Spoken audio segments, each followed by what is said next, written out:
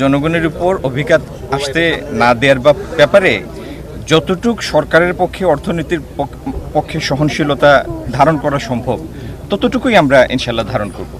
আপনারা দেখেছেন যে ডিজেলের দাম বাড়ানো হয়েছে 15%, 100 টাকার ডিজেল হয়েছে 115 টাকা।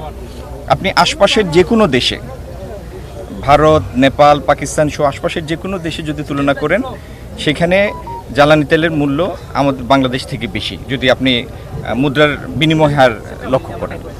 আমরা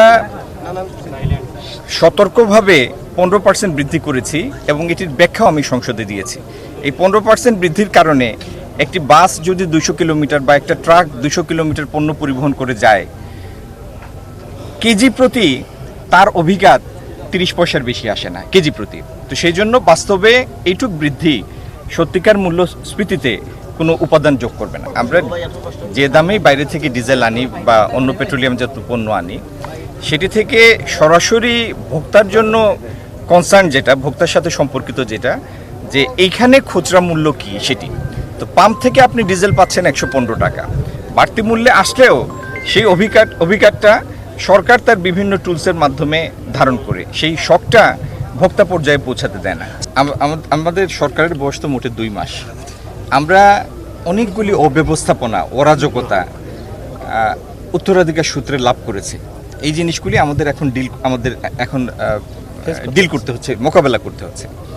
বাংলাদেশের সব থেকে বড় যে সমস্যা সেটি হলো এখানকার বিদ্যুৎ উৎপাদন এখনও মূলত গ্যাস নির্ভর, কিন্তু গ্যাসের চাহিদার মাত্র 1700 MMCFD আমাদের দেশীয় গ্যাস ক্ষেত্র থেকে আসে, আর 900 MMCFD আমরা LNG বাইরে থেকে আমদানি করি, কিন্তু তারপরেও আমাদের চাহিদা থেকে যায় আরও 1000 MMCFD।